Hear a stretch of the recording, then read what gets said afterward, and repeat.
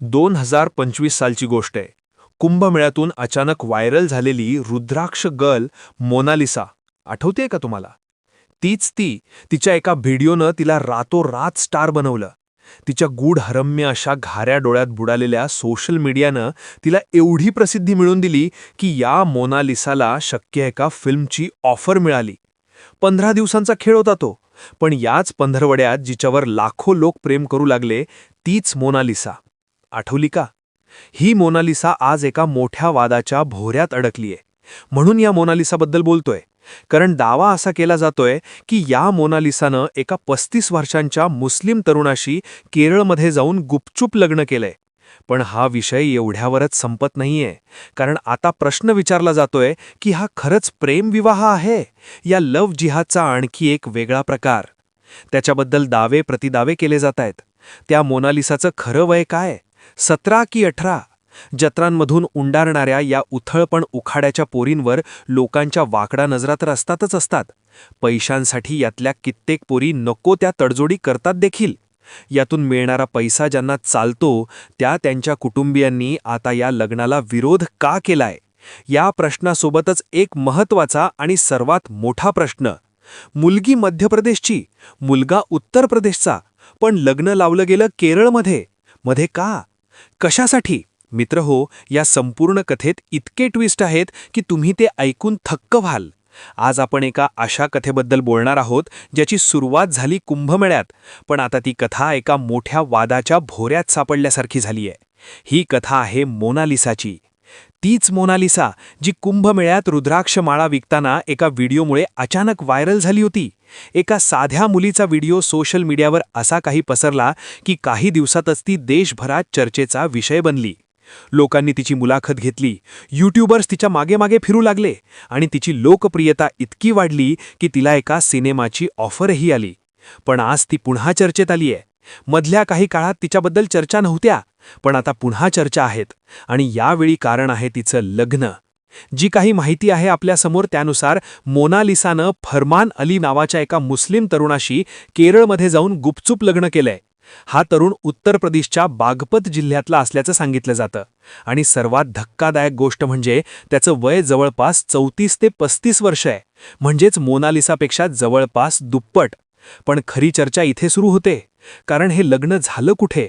पण या वयाच्या चर्चेपेक्षा एक वेगळंच कारण आहे ज्याच्या भोवती सगळं चर्चेचं गुराळ फिरतंय. ते वेडिंगचं डेस्टिनेशन. आता हे काय डेस्टिनेशन वेडिंग होतं असं म्हणता येणार नाही. ते लग्न झालं कुठे? झालं लग्न केरळमध्ये. आता जरा विचार करा. मोनालिसा मध्य प्रदेशची, फरमान उत्तर प्रदेशचा, आणि दोघं जाऊन लग्न करतायत केरळमध्ये. का? यूपी में काबा. अरे यूपी में तो योगी बाबा, योगीजींचा बडगा यांना ठाऊक आहे. मध्य प्रदेशातही भाजपचंच सरकार आहे, तिथेही बांबूच बसला असता. म्हणून यांनी मुस्लिम दार्जिन कम्युनिस्ट सरकारच्या राज्यात केरळमध्ये जाऊन तिथल्या मुस्लिम संघटनांच्या संरक्षणात हे लग्न केले. मगाशी म्हणालो तसं हे लोक काय डेस्टिनेशन वेडिंग तर करत नव्हते. मग केरळ का? हा प्रश्न अनेक जण विचारतायत. दरम्यान या लग्नावर विश्व हिंदू परिषदेनं आक्षेप घेतलेला आहे. त्यांचा आरोप आहे की मोनालिसा अजूनही अल्पवयीन आहे, म्हणजे तिचं लग्न कायदेशीर ठरू शकत नाही. त्यांच्या मते तिची खरी जन्मतारीख 21 जानेवारी 2009 अशी आहे, पण सांगितली जाते 8 जानेवारी 2008. जर हे खरं असेल तर ती अजून 18 वर्षांचीही झालेली नाहीये. पण दुसरीकडे मोनालिसाचा मुसलमान पती म्हणतो की ती पूर्णपणे सज्ञान आहे आणि तिने स्वतःच्या इच्छेनं लग्न केलेलं आहे. इथे सुरू होतो मोठा गोंधळ, कारण काही जुने व्हिडिओज समोर आलेले आहेत. 2025 मध्ये कुंभमेळ्याच्या काळात एका मुलाखतीत मोनालिसा स्वतः म्हणाली होती की अजून मी 16 वर्षांची आहे आणि माझं लग्न जे काय आहे ते माझे आई वडील ठरवतील. सारी की उम्र कम बड़ी कितने 16. क्या विचार क्या शादी का? माता पिता तो होता, मम्मी पापा हमारे कोई भी. माला वाली मेरी बात, जितनी भी माला वाली लड़की रहेगी ना, माँ आपकी पसंद करेगी, हमारी पसंद खुद की पसंद नहीं है. मग मला सांगा, आता फक्त एका वर्षात ही 16 वरून 18ची कशी झाली? या प्रकरणात आणखी एक गंभीर आरोप करण्यात आलाय. मोनालिसाला चित्रपटात साईन करणारे जे काही डिरेक्टर होते, मनोज मिश्रा, यांनी दावा केलाय की मोनालिसाला एका जाळ्यात अडकवलं गेलंय. त्यांच्यामध्ये काही लोक तिच्यावर बऱ्याच काळापासून लक्ष ठेवून होते आणि ती सज्ञान होताच, बालिका होताच तिला तिथून घेऊन फुर्र झाले आणि लग्न लावलं गेलेलं आहे. त्यांनी एका मुलाखतीत असाही दावा केलाय की या प्रकरणात popular front of India PFI या संघटनेचं नावही समोर येतंय. ही ती संघटना आहे ज्याच्यावर भारत सरकारनं बंदी घातलीय. आपने जैसे कि देखा कि महाकुंभ की आइकन गर्ल मोनालिसा को एक जाल में फंसाकर केरल में ले जाकर शादी की गई उसके साथ. एक तरह से देखा जाए तो ये सनातन धर्म के लिए, हिंदू समाज के लिए और हमारे लिए भी बहुत बड़ा दुख का विषय है कि PFI जैसे संगठन इसके पीछे जिनका हाथ है, उस पर न जा करके सारा मीडिया सिर्फ यही दिखा रहा है कि कैसे शादी हुई, हिंदू रीति रिवाज से हुई और किस तरह से हुई. मात्र या आक्षेपांना बळ येईल असं काही अद्याप तरी हाती सापडलेलं नाहीये. या संपूर्ण प्रकरणात आणखी एक भावनिक बाजू आहे, ती म्हणजे मोनालिसाच्या वडिलांची. एका मुलाखतीत ते अक्षरशः ढसढसा रडताना दिसलेत. त्यांचं म्हणणं होतं की माझी मुलगी अशी नव्हती, ती नेहमी माझ्यासोबत असायची. त्यांच्या मते मोनालिसाला एका ॲक्टिंग क्लाससाठी केरळला नेतोय असं सांगितलं गेलं होतं. पण काही दिवसातच बातमी आली की ती लग्न करून बसलीये आणि इथूनच या संपूर्ण प्रकरणात वादाला सुरुवात झाली. लोगों ने मेरी बेटी कभी बाहर, कभी मेरे से 2 मिनट नहीं जाती थी. ऐसा क्या कर दिया तो उन लोगों ने सबने मिलके मुझे भी भगा दिया और लड़की को भी लेके चले गए. मेरा सामान उधर ही छोड़ के चले गए. मैं बहुत रोया अभी वहाँ पे कि मैंने लड़की वापस दे दो, मुझे 2 मिनट बात कर ले. बात भी नहीं करवाया और वो लोग लेके चले गए. मुझे नहीं मालूम था कि वहाँ पे जाके कुछ लोग उसको बहला के या फुसला के या कुछ खिला के वहाँ पे मेरे को इतना बताया गया कि तुम्हारी लड़की को हम रख, आपकी लड़की रह रही है सिर्फ डांस करने के लिए और एक्टिंग सीखने के लिए, आप चले जाओ. या प्रकरणाच्या दुसऱ्या बाजूला बसलेले जे काही लोक आहेत, मोनालिसा आणि फरमान, ते काय म्हणतायत हे सुद्धा आपण ऐकायला हवं. ते म्हणतायत की हे सगळं खोटं आहे. वय कमी असणं, फसवून लग्न केलंय किंवा बळजबरी वगैरे झालीये हे खोटं आहे. आम्ही दोघंही एकमेकांवर प्रेम करतो. आम्ही कोणाच्याही दबावाखाली लग्न केलेलं नाहीये. पण सोशल मीडियावर मात्र या प्रकरणाची जी जोरदार चर्चा सुरू आहे त्यामुळे हा सगळा गोंधळ उडालेला आहे.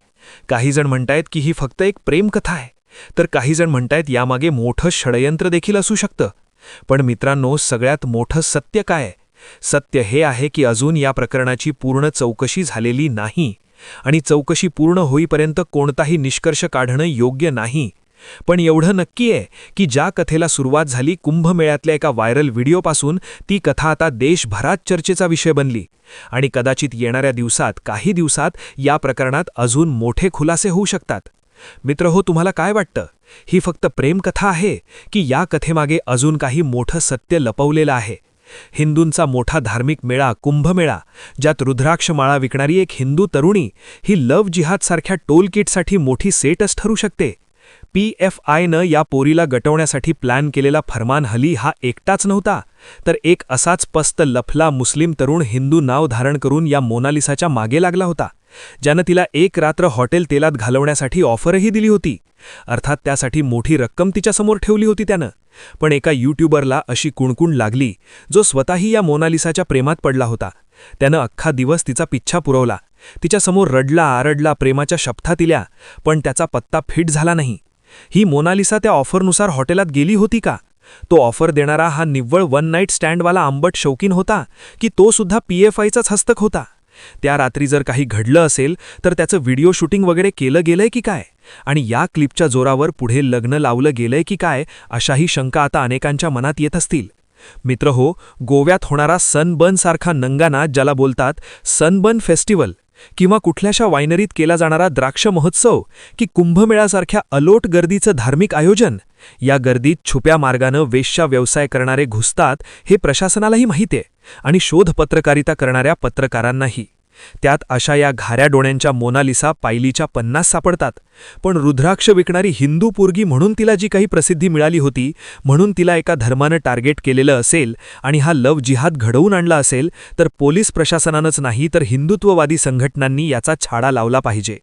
महाराष्ट्राच्या विधिमंडळात धर्म संरक्षण कायदा पारित होणार आहे येत्या काही दिवसात. या कायद्याची पार्श्वभूमीसुद्धा लव्ह जिहादच्या अनेक कंगोऱ्यांची जोडलेली गेलेली आहे. इस्लाममध्ये निकाह करायला वर आणि वधू हे मुस्लिम असणं आवश्यक असतं. मोनालिसानं फरमान अलीसोबत मंदिरात लग्न केल्याचं बोललं जातं. म्हणजे तिनं धर्म बदललेला नाहीये असं आपण मानायचं का?